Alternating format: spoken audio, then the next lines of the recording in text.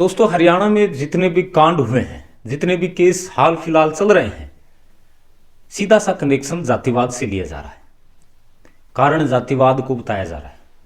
दो ही जातियां आपस में लड़ रही है। अब दलित कौन से हैं और जाट कौन से हैं जो दोनों का नाम लेकर हरियाणा में बवाल मचाते रहे हैं, हरियाणा को हिलाते रहे हैं, और हरियाणा है वो हिलता भी रहा है। वर्तमान में जो केस चल रहा है वाई पूरण कुमार का, एक दलित आईएएस आईपीएस रैंक का अधिकारी वाई पूरण कुमार आत्महत्या कर लेता है, अपने आप को गोली से उड़ा लेता है और आरोप लगाता है अपने ही सिस्टम पर, अपने ही पुलिस महकमे पर। बड़े बड़े नेता आते हैं और कहते हैं ये दलितों के ऊपर आघात है, कार्रवाई होनी चाहिए, सरकार कार्रवाई नहीं कर रही, ये नहीं कर रहे, वो नहीं कर रहे। बात अटक रही है सिर्फ और सिर्फ जातिवाद पर। किस जातिवाद की आप बात कर रहे हैं? कौन से हिंदू राष्ट्र की आप बात कर रहे हैं? उस हिंदू राष्ट्र की जो दलित चाहता है, दलित अकेला खड़ा रहकर एक हिंदू राष्ट्र चाहता है, या उस हिंदू राष्ट्र की आप बात कर रहे हैं जिसमें एक जाट महकमा हो, या उस हिंदू राष्ट्र की बात कर रहे हैं जिसमें ब्राह्मण राजपूत अलग हों? कौन से हिंदू राष्ट्र की बात कर रहे हैं? उस हिंदू राष्ट्र की आप बात कर रहे हैं जिसमें एक फेस्टिवल के अलावा कभी हिंदू एक हुआ ही नहीं। फिर किस बात की लड़ाई, किस जातिवाद की लड़ाई आप लड़ रहे हैं? और कौन सी न्यायपालिका की आप बात कर रहे हैं? भारत की उस न्यायपालिका का जिक्र बार बार आप कर रहे हैं कि भाई पूरण कुमार को न्याय मिलना चाहिए, और ठीक 8 दिन बाद उसी महकमे के एएसआई संदीप लाठर 5 पन्नों का नोट लिखकर आत्महत्या कर लेते हैं, वो भी रिवॉल्वर से, अपने ही रिवॉल्वर से अपने आप को उड़ा लेते हैं। और जान देकर उन्हें बताना पड़ता है कि हरियाणा में जो सिस्टम है वो करप्ट है, कौन ईमानदार है, कौन करप्ट है, ये उन्हें जान देकर बताना पड़ रहा है। अपने नोट में, अपने वीडियो में वो लिख रहे हैं, बता रहे हैं कि मैं भगत सिंह का बड़ा फैन हूं और मुझे पता है कि मेरे मरने के बाद ही ये मामला सुलझेगा। उन्हें इतना आघात लगा कि मेरा हरियाणा जातिवाद के जहर में घुल रहा है। उन्हें यह भी लगा कि इसी जातिवाद के चक्कर में गृह युद्ध छिड़ सकता है। जी हां दोस्तों, कौन सी न्यायपालिका का आप बार बार जिक्र कर रहे हैं? किस पर विश्वास कर रहे हैं आप? मेरे पीछे मैं 2 तस्वीरें आपको दिखा रहा हूं, ध्यान से देखिए। ऊपर इसी देश के जज साहब हैं जिनके घर पर नोटों के बंडल मिलते हैं और वर्तमान में वो जज की कुर्सी पर बैठते हैं। और ठीक इन्हीं के नीचे एक तस्वीर और है जिन्हें 100 रुपए की रिश्वत के लिए 39 साल की कैद होती है और अब इन्हें न्याय मिलता है 83 साल की उम्र में। कौन सी न्यायपालिका की आप बात कर रहे हैं? कौन से सिस्टम की बात कर रहे हैं? कौन करप्ट नहीं है? सब करप्ट है, करप्शन से घिरे पड़े हैं।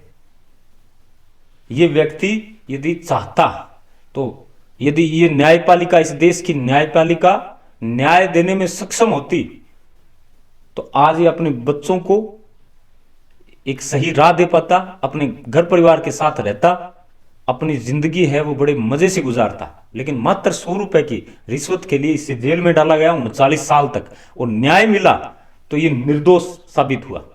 और ऊपर जज साहब हैं, एक जज साहब ये हैं, ये कह रहे हैं कि एक लड़की के स्तनों को दबाना रेप केस में नहीं आता, और एक के घर पर बंडल मिलते हैं। कौन सी न्यायपालिका का आप बंडाफोड़ कर रहे हैं? कौन सी न्यायपालिका का आप ढिंढोरा पीट रहे हैं?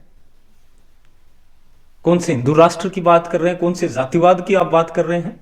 संदीप लाठर जैसे युवा जिनमें एक अलग जज्बा था अपने देश प्रदेश के लिए, संदीप लाठर के दिमाग में आया कि हरियाणा अब जलेगा, हरियाणा जातिवाद के जहर में घुल चुका है, और उन्होंने कहा कि मुझे अब जान देकर यह साबित करना पड़ेगा कि ईमानदार कौन है और करप्ट कौन है। एक बार इनका वीडियो सुनिए आप। ये संदीप लाठर हैं जो पहले वीडियो बनाते हैं, उसके बाद अपनी जान देते, आत्महत्या करते हैं। भाइयों, मैं संदीप कुमार आपको एक सच्चाई से अवगत कराना चाहता हूं, और सच्चाई की कीमत बहुत बड़ी होती है।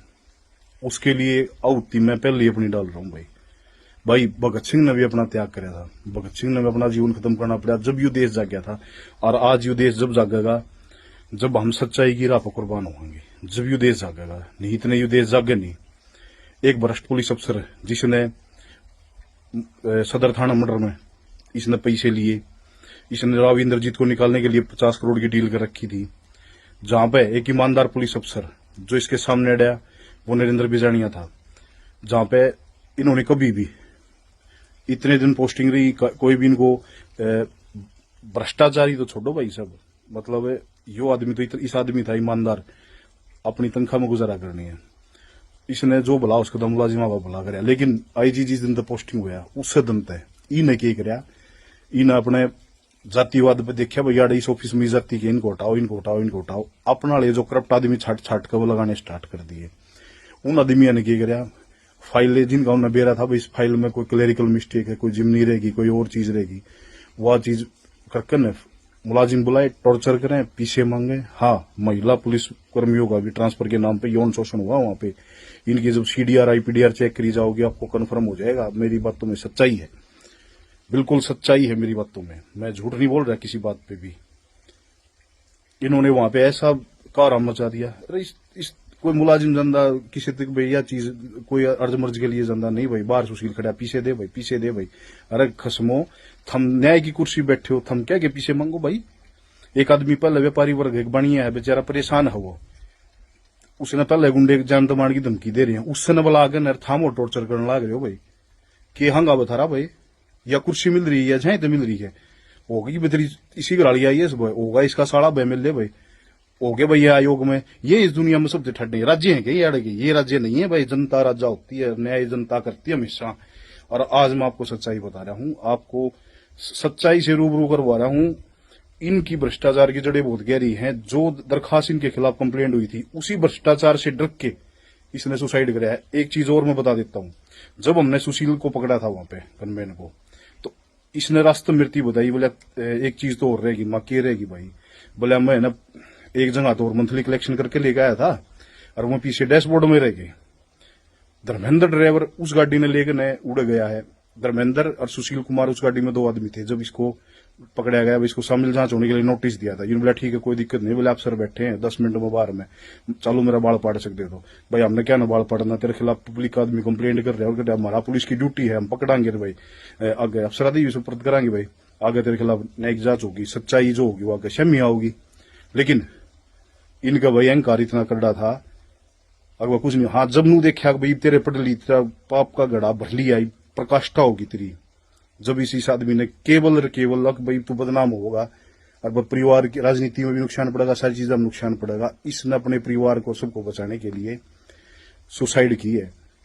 ये बात नहीं है कि भाई इसके साथ, अरे बड़ी बड़ी जांच चल रही है आदमी की, लुगाई भी जेड़ा मुगी तो लुगाई तो ही बोल रहा था भाई है। इसकी घरवाली को भी डर है कहीं इसकी भी भ्रष्टाचार का भंडा ना फूट जाए। आयोग में बैठ के ने इनके घरवाले ने, इसके फादर ने, सब ने भ्रष्टाचार किया। इनकी भी जांच होनी चाहिए संपत्ति की भाई, इनको लाइसेंस नहीं मिल रहा, ये भ्रष्टाचार करेंगे। और एक जाति के नाम पर नहीं, सच्चाई सामने आनी चाहिए। इसने भ्रष्टाचार कराया था, परेशान कराया है सबको, इसने रिश्वत ली है, भ्रष्टाचारी आदमी था यो। और मैं कति सच्चाई कह रहा हूं, जो पैसे टीएचसी वहां से सोनारिया टीएचसी ने इसको ले दिए हैं सुशील को, वो पैसे इसके पास पहुंचे हैं। इसका डैशबोर्ड, गाड़ी के डैशबोर्ड में पैसे थे, वो पैसे इसकी लड़की ने लिए हैं। यू पैसे तो नूट रह गया, कभी पीछे बिरा लग गया जब इसने सुसाइड करी है। मेरी बात सच्चाई है और भाई मैं अपनी आहुति दे रहा हूं इस चीज पे, क्योंकि मन बेरा पट गया कौम में और हमारी देश की जनता आहुति पे जागे भाई। कोई बात ना भाई, मेरे तो दादर भी वे देश खातर लड़े हैं भाई, पोता भी लड़ पड़ा कि मैं बात कौन है। हाँ, परिवार के लिए फक्र, मैं अपने पर फक्र महसूस करता हूं कि मैं ईमानदारी के साथ खड़ा रहा हूं। मैं ईमानदार आदमी था, ठीक है। अगर मैं ईमानदार नहीं होता तो मेरा बैंक के वो करवा के देख लो, मेरे सिर पर कर्जा से, ठीक है। इसी कोई बात को ना, लेकिन हिम्मत है, वो अपने बच्चे ने पढ़ाने लग रहा हूँ, सारी चीज करने लग रहा हूँ, मैं सक्षम हूं, एक जमींदार का बेटा हूं। लेकिन मैं यूं नहीं भ्रष्टाचारी हूं। मैं भाई मैं भगत सिंह का फैन हूं और भगत सिंह बरगाइस हूं। मैं डरूंगा ना किसी बात पे, मैं हर एक चीज सामना करूंगा। लेकिन आज पब्लिक को जगाने के लिए, देश को जगाने के लिए ये जरूरी हो गया है। इस सच्चाई की लड़ाई में पहली आउती में अरे इतना ईमानदार आदमी रहे जो डीजीपी रहे, अरे या ये लोग भी, अरे ये जो काले को हुए बैठे हैं ये केवल इसलिए अब यो चला जा रहा हम फिर खुली मलाई खावा, कति खुली मलाई खावा। अरे क्यों देश की बहन को डन लाग रहे हो है? ये देश वो भगत सिंह वर्गे कुर्बान होकर चले गए नुए इस बात खातर के हम याडा नु करियो, जाति का जहर घोड़ियो। आज उन जो जिंदे होंगे तो शर्म आंदी हम किन आदमी खातर लड़ गए हैं, किन आदमी खातर लड़ गए? पूर्ण कुमार वर्गे आदमी खातर, इसी घराली खातर जो भ्रष्टाचारी हैं, जो आयोग में बैठे हैं, इसके रिश्तेदार वो सारे केवल इसी चीज का प्रेशर और जातिगत रंग देने की कोशिश लिए कर रहे हैं। क्योंकि ये भ्रष्टाचार की जो देखो उस परिवार को एक व्यापारी आदमी है जुर्म के खिलाफ उन्हें लड़ने की साहस कराया है, उसको दबाया जा रहा है, उसको दबाया जा रहा है। उसकी सच्चाई को कोई नहीं सामने लाना चाह रहा। ये इसको दाह संस्कार नहीं करना होगा, ना पॉलिटिक्स में बनाकर ना बहुत बड़ी सच्चाई सामने आने से रोकी जा रही है। जी हाँ दोस्तों, इस वीडियो ने झकझोर कर रख दिया होगा आपको। रोते हुए कह रहे हैं कि हमारे एसपी साहब, डीजीपी साहब ईमानदार थे। वाई पूर्ण कुमार करप्ट, एकदम करप्ट था। इनकी पत्नी है वो करप्शन से घिरी पड़ी है, बड़े बड़े करप्शन किए हैं, बड़े बड़े भ्रष्टाचार इन्होंने किए, लाखों करोड़ों का गबन इन्होंने किया है। ये कहते हुए इन्होंने आत्महत्या की। ये हम नहीं कह रहे। फिर कौन सा दलित, कौन सा जाट, क्या है क्या नहीं, फिर किस बात की लड़ाई आप लड़ रहे हैं? हमारे राजस्थान के नेता प्रतिपक्ष हैं टीकाराम जूली साहब, बिना सोचे समझे बयान भी नहीं देना चाहिए, ये बयान दे रहे हैं। सुनिए एक बार इनको। देखिए, बहुत ही दुर्भाग्य की बात है कि आज एक सीनियर आईपीएस अधिकारी को सुसाइड करना पड़ा है। देश के अंदर जब से मोदी जी देश के प्रधानमंत्री बने हैं, भारतीय जनता पार्टी का शासन आया है, तब से लगातार जो है जाति और धर्म की खाई बढ़ती जा रही है, दलितों पे अत्याचार बढ़ते जा रहे हैं। क्या मोदी जी ने अब तक एक शब्द इस पे बोला? उनके पास समय नहीं है। आज देश के अंदर, देश के सर्वोच्च पद पे चीफ जस्टिस ऑफ इंडिया के ऊपर जूता उछाल दिया जाए, यूपी के अंदर एक दलित हरिओम वाल्मीकि को पीट पीट के सरेआम मार दिया जाए और एक बहुत ही सीनियर आईपीएस अधिकारी को जाति का भेदभाव झेलना पड़े, उसका शिकार होना पड़े। उसने जो सुसाइड नोट लिखा है, दिल उसको पढ़ के दहल जाता है कि एक सीनियर आईपीएस अधिकारी को भी किस प्रकार से टॉर्चर किया गया।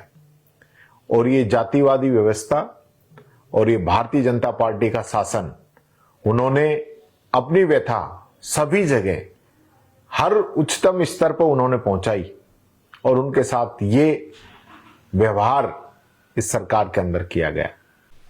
और एक हैं राहुल गांधी साहब, इनके बारे में भी मैं आपको बताऊंगा। जातिवाद का जहां झगड़ा हो, जहां दलितों का नाम आए, वहां राहुल गांधी पैरों में जूती तक नहीं पहनते और चले आते हैं माहौल बनाने के लिए। 1 घंटे के माहौल के बाद राहुल गांधी को यह नहीं पता होगा कि वो प्रदेश किस आग में जलेगा। इसी प्रदेश के जाट समाज के जो नेता हैं वो क्या कह रहे हैं, सुनिए एक बार। मैं अलग अलग आपको जो निकल कर आ रहा है वही चीज आपको सुनाने की कोशिश कर रहा हूं। तो जाट समाज में राजनेताओं के गुलाम और दलाल और गद्दार पैदा हो रहे हैं। भाई, जो राजनीतिक भेड़ जाट समाज में हैं, उनने एक भाई की कुर्बानी ले ली। इस राहुल गांधी थी, किसी ने सुपारी दे रखी है कि वह जाटा का जमा नाश करेगा। इसने मिर्च पर शुरुआत करी थी 2010-11 में। उसका बाद कोई मौका बन जाओ जड़ा किते जाट दलित का हो जो ओड़ा यो फट पहुंच जाएगा। ईवी और राहुल गांधी जो है हमारा भाई की उस पर भी आओगा के हमारा भाई ने भी कुर्बानी दी है, उस तकड़ी कुर्बानी दी है। पूछियो बजते हैं अब किसने जाटा की कीमत भेड़ बकरियां तभी कम ला ली।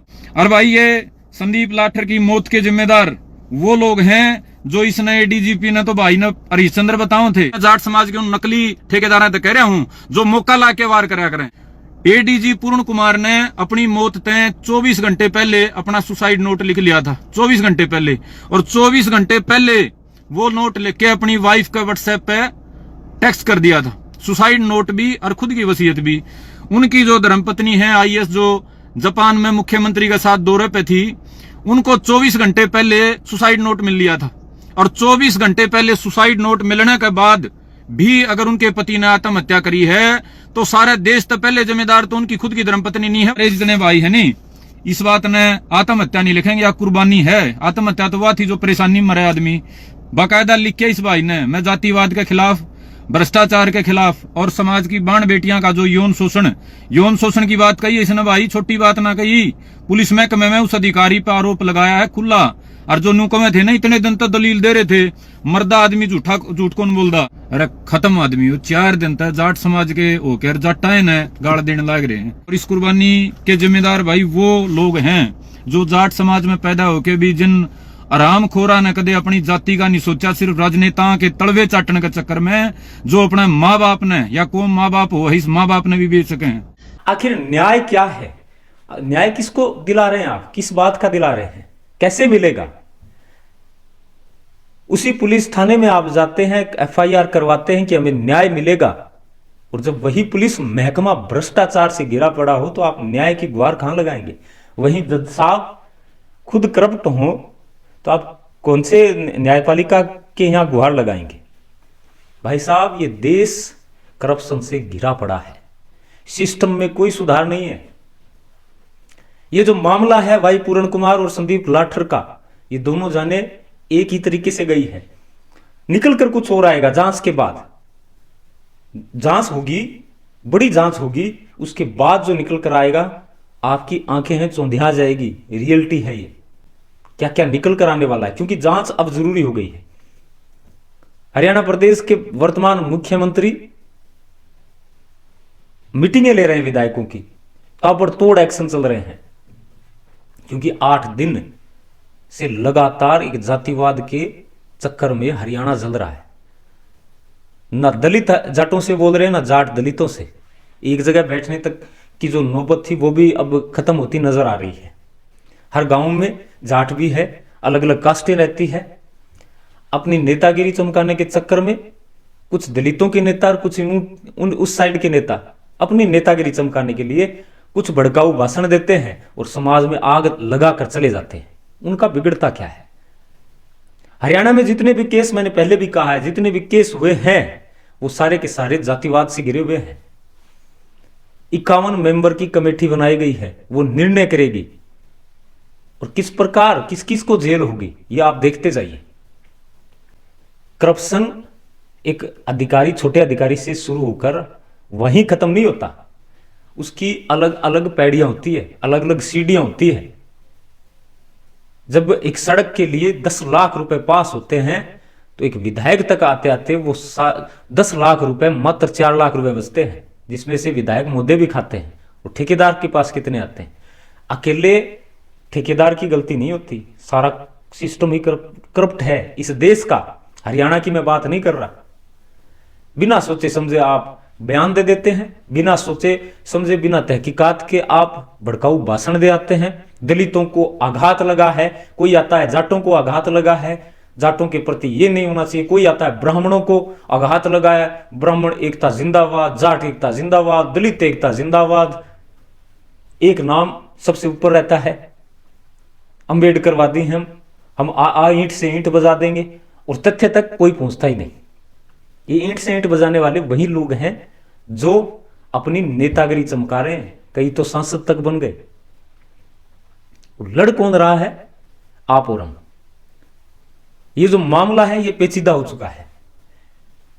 किसी भी प्रकार की बहकावी भाषण को सुनकर या बहकावी बात को सुनकर आप निर्णय न करें।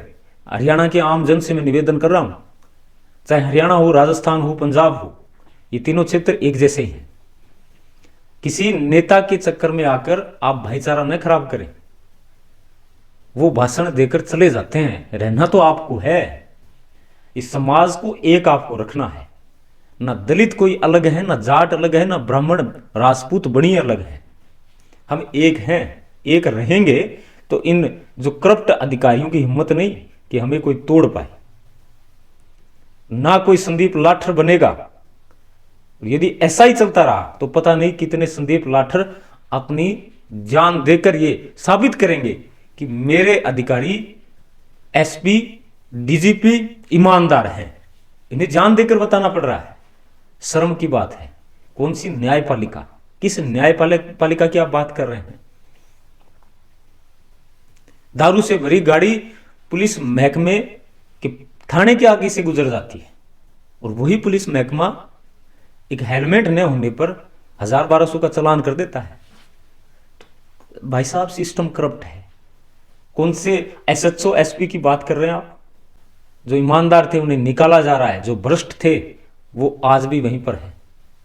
मैं भगत सिंह का फैन हूं और मुझे कुर्बानी देकर यह बताना पड़ेगा, तभी मेरा हरियाणा बच पाएगा।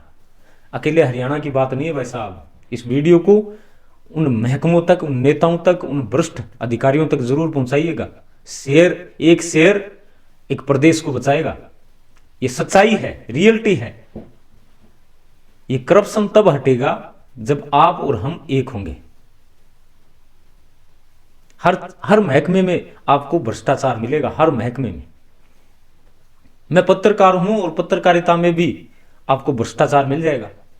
यदि मैं नेता से सवाल कर रहा हूं, इंटरव्यू करने जाता हूं और कड़े सवाल हैं, यदि मैं लिख कर ले गया तो मेरे हाथ में वो पीछे से 2000, 5000, 10,000 पकड़ा देंगे और कहेंगे ये सवाल मत पूछना, बढ़िया पूछना, ताकि मेरा माहौल बने। और पत्रकार उन पैसों के चक्कर में अपना ईमान बेच रहे हैं। इस संविधान में चौथा स्तंभ है पत्रकारिता। फिर आप कौन से सिस्टम की बात कर रहे हैं? हर सिस्टम भ्रष्टाचार से लिप्त है।